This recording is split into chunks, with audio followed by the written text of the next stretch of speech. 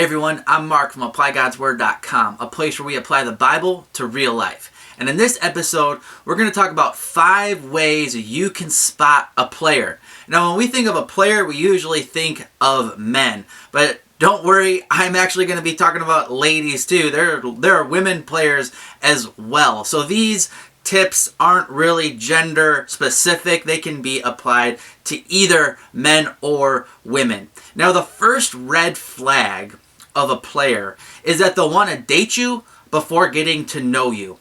Now, you have to ask yourself this question. If someone likes you without even really knowing you, you have to ask why. Why do they like me? If they only know superficial things about you, it probably means they only like you for superficial reasons. Now, I don't think you need to be friends with somebody for years before dating them, or you only have to be in group settings before dating somebody, or you have to know everything about them before asking them out on a date. But I do think it's a red flag if someone asks you out on a date or just instantly goes really serious with you without even really knowing you.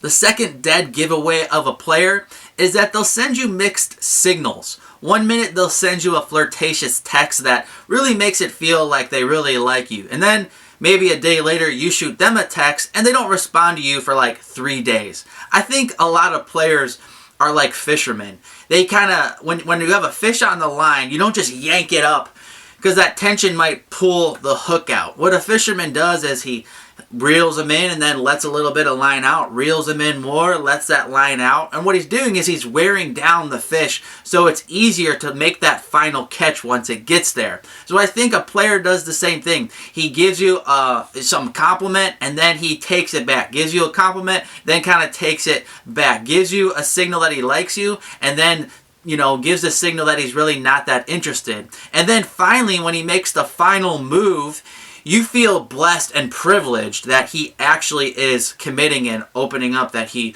really likes you. So you want to be careful of somebody who's playing games. A mature Christian isn't going to play games. If they really like you, they're just going to say, hey, I like you. I'd like to go on a date with you. I'd like to see where this goes. I'm looking to get into a godly marriage one day, and I just want to see where it goes with you. They're not going to say it just like that, but somewhere in there, it's going to be very clear. They're not going to play these immature games that players do. The third big red flag of a player is that they'll want intimacy without commitment. Now, I think it's a little bit easier to sense when a player is just after your body. That sexual tension, that sexual drive is a little bit easier to spot. But I also think there's an emotional intimacy that should be protected when you're, not married.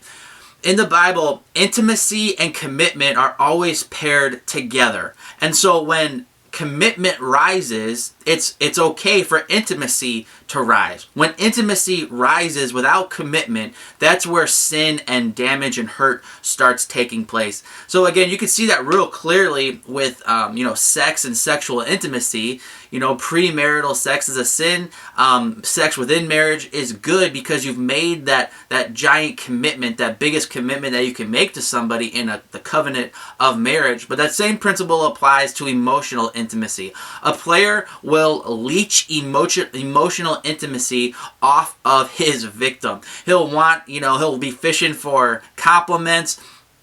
He'll, give you a call, or she'll give you a call when she wants to feel good about herself. So you want to be careful with those people who want intimacy but aren't actually committing to you. Number 4, a player will manipulate your deepest desires. They'll figure out what you want and make false hope around those desires that you have. In the art of war, it's common knowledge that the way to win is to find your enemy's weakness and exploit that weakness. So a player is going to figure out what you really care about. Maybe you really care about marriage. Maybe you really care about having a family one day. Maybe you really care about a certain cause or a certain ministry in the world. A player will drop little lines here and there about those things to manipulate your desires. Somehow you guys will always be, having little conversations about marriage. What kind of colors do you want on your wedding day? Or where do you want to go on a honeymoon? And all these different types of little things that start awakening desires in you. Or they'll start dropping lines about how they just can't wait to teach their kids how to play soccer or do crafts with them. And all these little manipulative things that are playing on your emotions. So you want to be careful with somebody who's talking about the future too much and just playing on your emotions to manipulate you.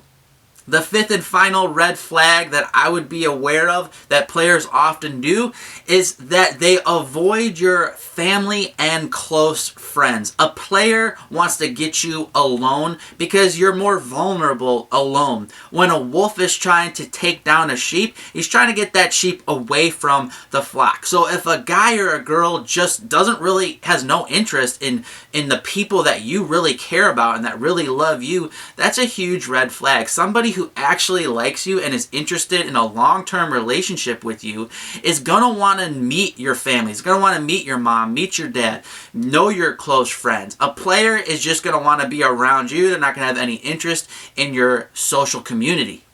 Alright, well these are just 5 quick tips on how to avoid a player. Pray about it, read your word, and go with your gut. Usually you can tell when something's too good to be true. That same principle applies in relationships. If it feels too good to be true, it probably is.